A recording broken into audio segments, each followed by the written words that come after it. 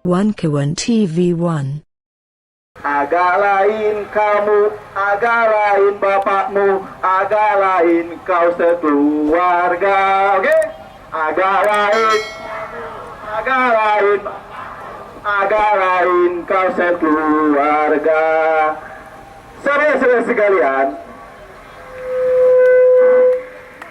ini kalau kejahatan, apakah formasi itu? Formasi adalah forum alumni kampus seluruh Indonesia.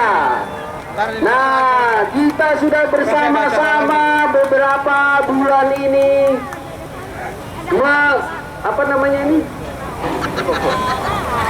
berkumpul di jalan, melakukan demo karena menyaksikan banyak ketidakadilan, banyak ketidakbenaran, banyak kekacauan hukum di Indonesia ini. Kita bersumpah, kami mahasiswa Indonesia bersumpah berbahasa satu, bahasa tanpa kemunafikan. Kami mahasiswa Indonesia bersumpah. Saudara-saudara sekalian, kita berada di Patung Kuda Monas. Di belakang kita sedang terjadi demo besar dari teman-teman FPI bersama rakyat, bersama umat, menuntut agar Jokowi ditangkap, diadili, dan Gibran dimakzulkan. Ini satu tuntutan yang sangat wajar karena Jokowi telah melakukan berbagai kesalahan dalam tata negara, telah merusak konstitusi, membawanya kepada sesuatu yang sebetulnya tidak bisa dipertanggungjawabkan, dan tidak ada satupun kekuatan yang bisa memakzulkannya ketika dia masih berkuasa. Karena kekuatannya yang luar biasa ini, Jokowi telah merubah konstitusi dalam urusan wakil presiden, di mana Undang-Undang Dasar 45 telah menetapkan batasannya, dan itu adalah Gibran belum masuk syarat itu. Dan Jokowi merubahnya lewat MK, kemudian jadilah seperti itu, dan Gibran boleh nyapres. Dan ini rupanya tidak diterima oleh masyarakat secara umum. Maka ketika Pilpres selesai dan Gibran telah dilantik menjadi wapres sebagai pendamping Prabowo Subianto yang memang orang menghendakinya, apapun jalannya, Prabowo telah dilantik, telah dimenangkan oleh KPU, telah dimenangkan oleh MK, kemudian telah dilantik oleh MPR di gedung MPR yang sangat meriah. Dan ini sekarang orang menyampirkan harapannya agar Prabowo mengikis habis semua pengaruh Jokowi dari pemerintahannya.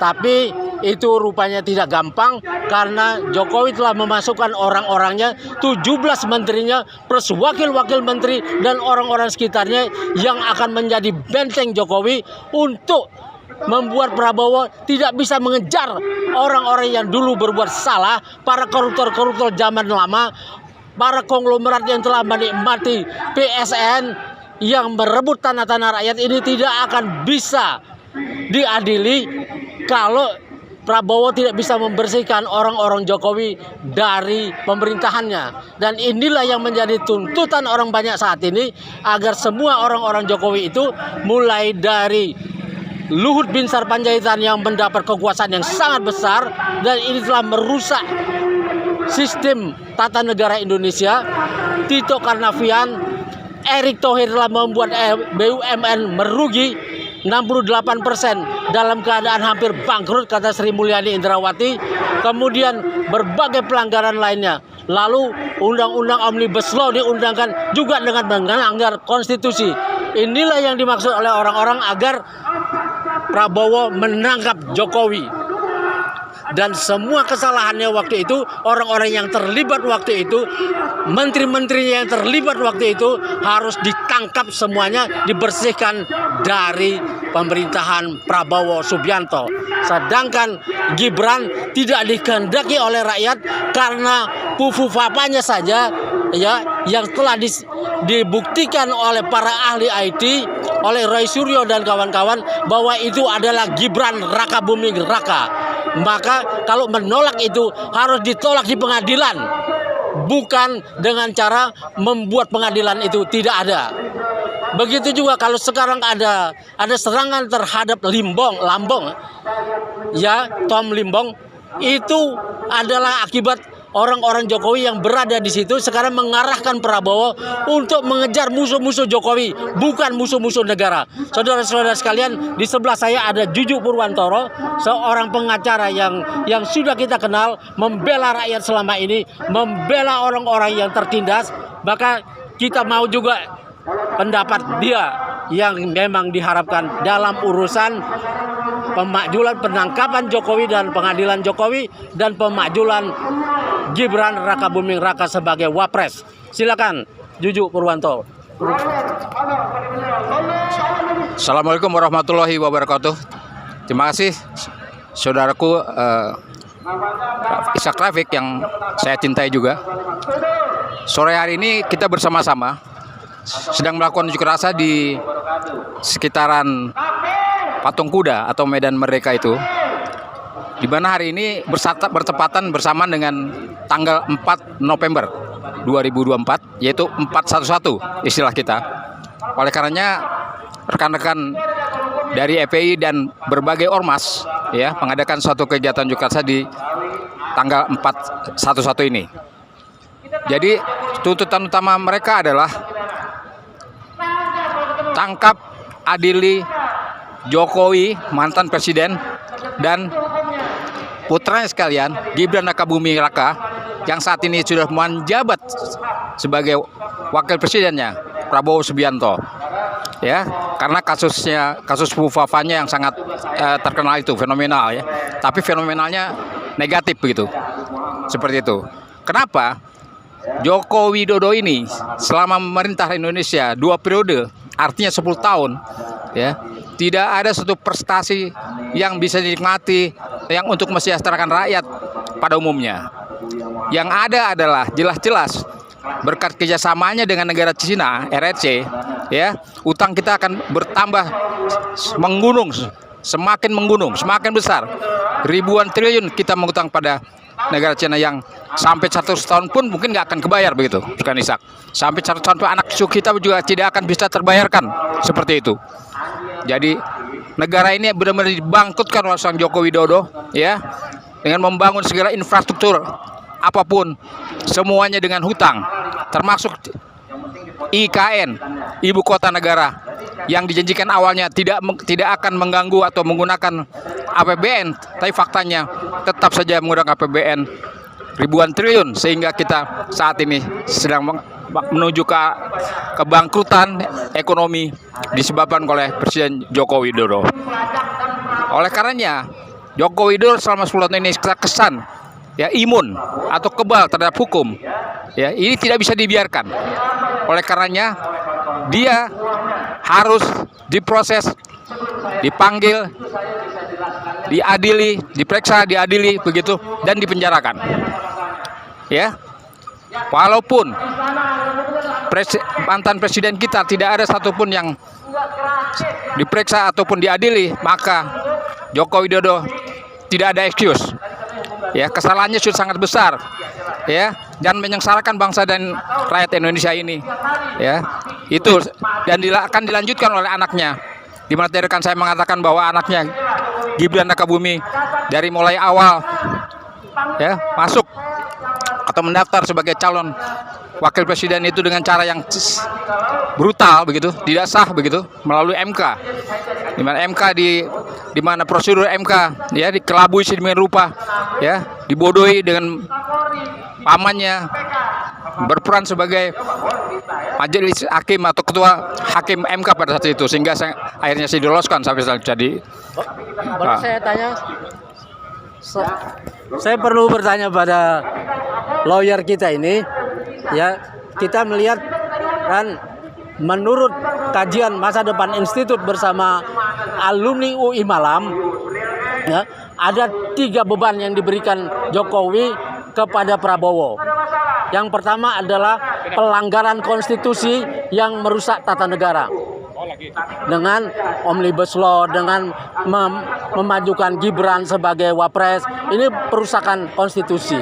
Kemudian sudah percobaan lewat MA untuk menggolkan Kaisang menjadi cagup Jakarta atau yang manapun. Ini perusakan konstitusi.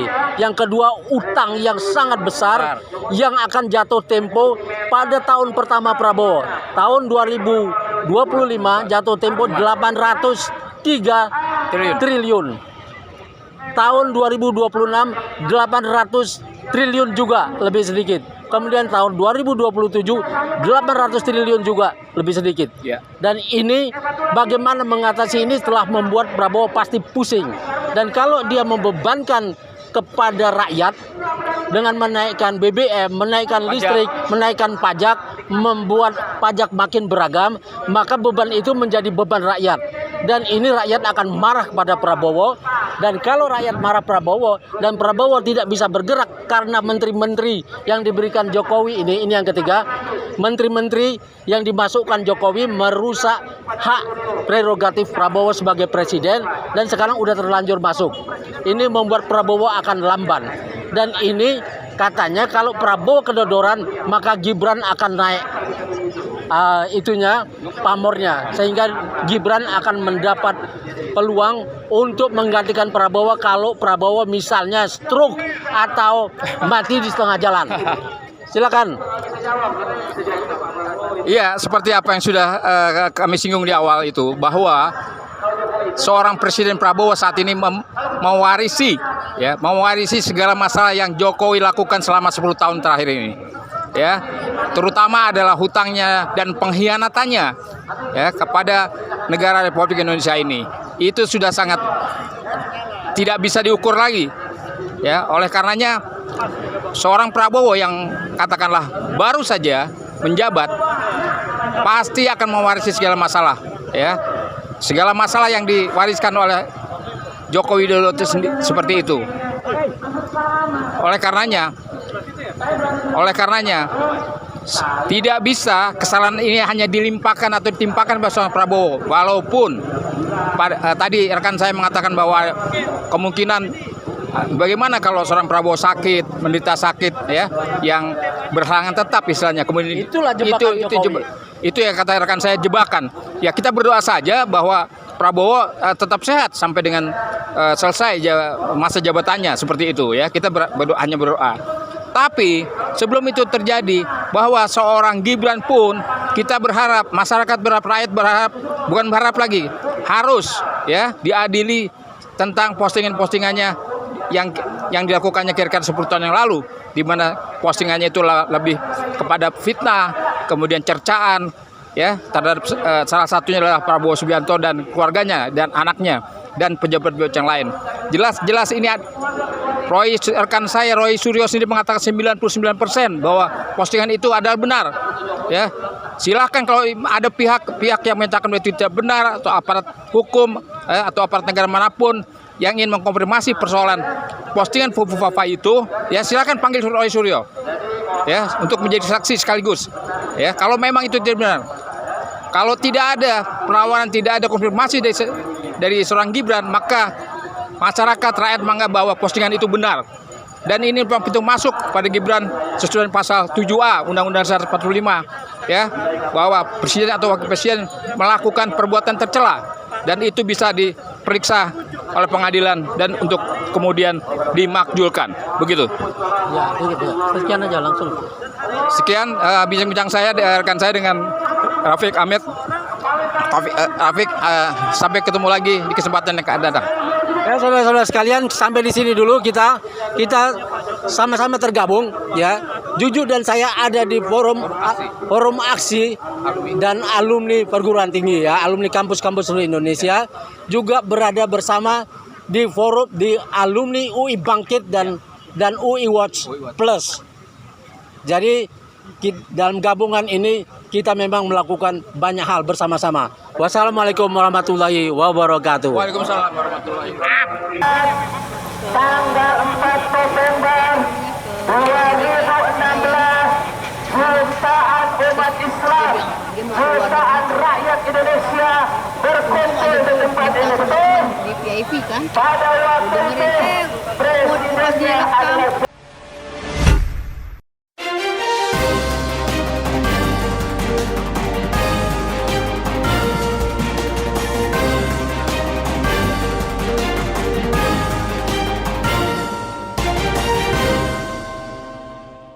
One Kawan TV 1.